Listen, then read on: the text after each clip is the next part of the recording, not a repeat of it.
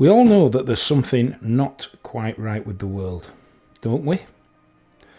A creeping realisation that our freedom is up for grabs, to be snatched away or at least severely curtailed at the first, probably engineered opportunity. Are we really going to be caught asleep at the wheel of life? Join me on this ride from the village of Hawes in the northern Yorkshire Dales to the village of Sedbergh in the beautiful county of Cumbria. And on the way, let's talk about why it would be so very easy to deny us these simple pleasures.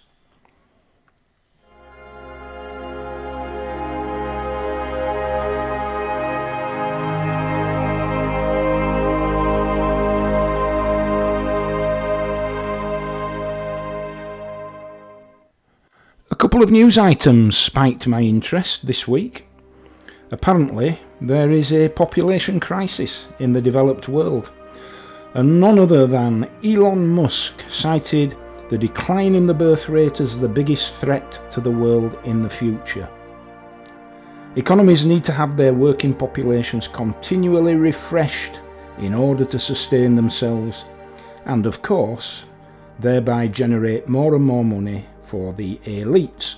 Small wonder then that Elon is all of a diver.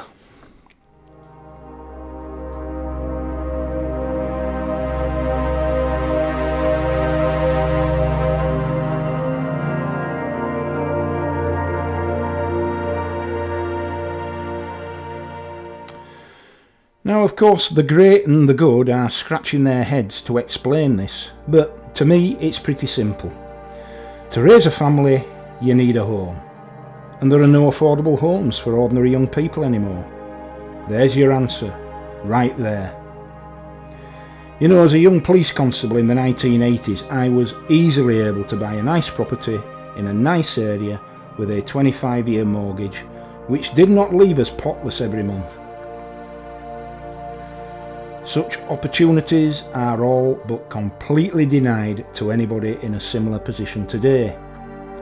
Whereas in the 80s, an average home would require a mortgage of around 3.5 times average income, today it's more like 10 times. Hardly surprising then that many young people aren't having children. And then throw into the mix the general cost of living on top of suppressed wages, and the root causes of population decline are plain to see. Occam's razor is your friend here.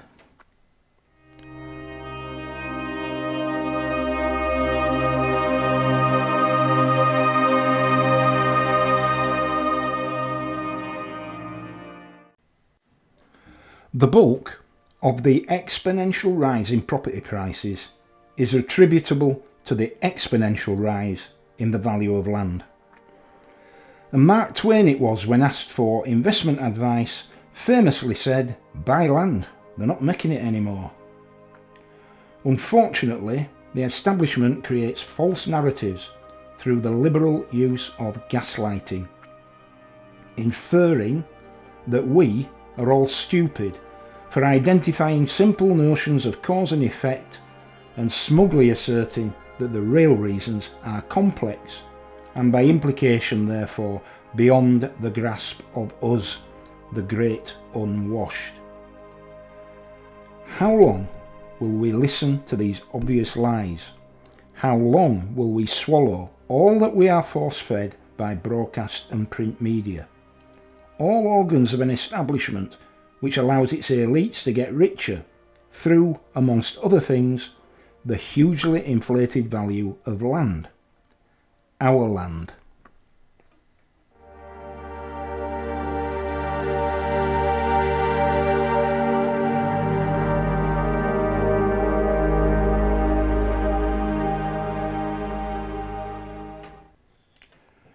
When will we wake up, stand up and front up these greedy, grabbing, self-serving monsters? Only last week, UK privatised water companies apologised for years of pumping raw sewage into our beautiful rivers and coastlines. and promised to spend £10 billion over 10 years to put this right. You could be forgiven for thinking that this would be paid for by curtailing some of the massive dividends paid to foreign shareholders.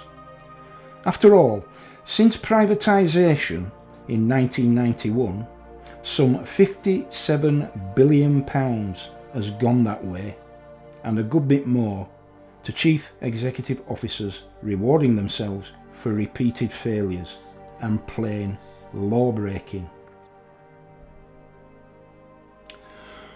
But no, we are told that it will fall to us to foot the bill through increased water charges. So not only do we pay to put right the decades of mismanagement, but we must also pay to allow wealthy investors to maintain and increase their wealth, much of it way beyond these shores.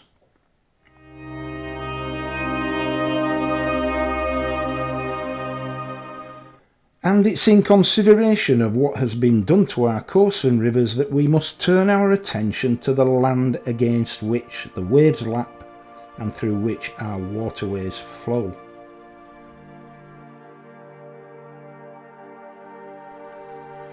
Would you believe that 30% of England is owned by the aristocracy? 18% is owned by private companies and investors.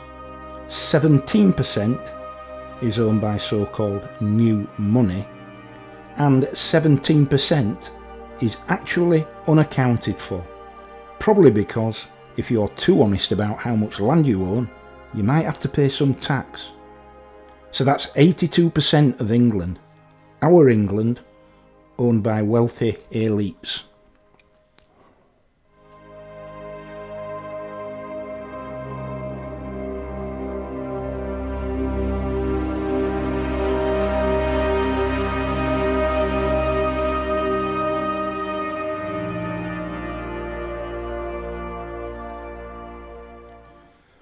This frankly obscene state of affairs began back in 1066 when William the Conqueror laid claim to the whole country and then proceeded to divvy it up to the landed gentry whilst retaining a big slice for himself and his ancestors. Can you believe that land used by commoners, that's us, for grazing and subsistence once covered around 30% of England, but its enclosure by the aristocracy and gentry has reduced that to just 3% of the country today. Now remember, this is the land through which we ride our bikes and which underpins our happiness and mental health. It is our lifeblood and our birthright. It is a land which our fathers and grandfathers fought and died to protect, and not that long ago. And our rights to it have never been more fragile than they are today.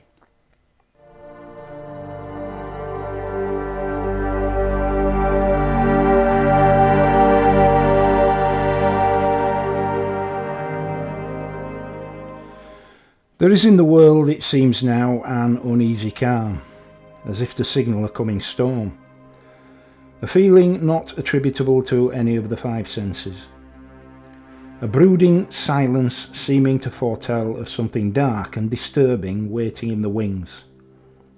We need only look at the truly terrifying proposals in the World Health Organization's so-called Pandemic Preparedness Treaty, which will soon invite us to sign away our sovereign rights to a non-elected, corporately funded global organisation and allow them to mandate restrictions on what we do and where we go in this country of ours.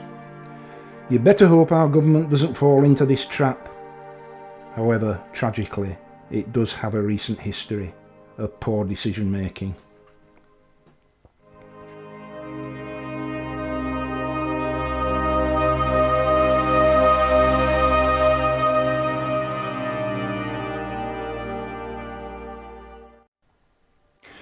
You see, the bottom line is this.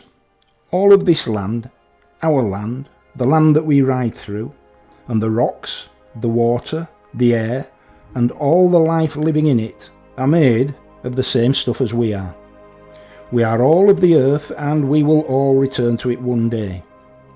The only thing which separates us is appearance, how things appear to us via each of our five senses.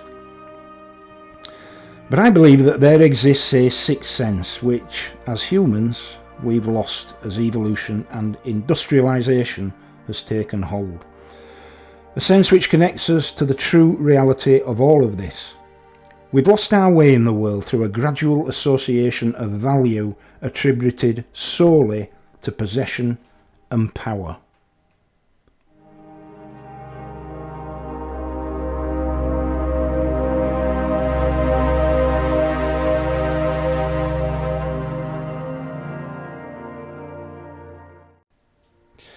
You see, the fundamental reality is that ordinary people the world over all aspire to the same things. A roof over their head and the ability to put food on the table for their loved ones. Security, a decent standard of living, freedom of belief and freedom from persecution, and the right to roam the land. Ordinary people don't start wars and conflict. Political and religious leaders do. Yet we're always the victims.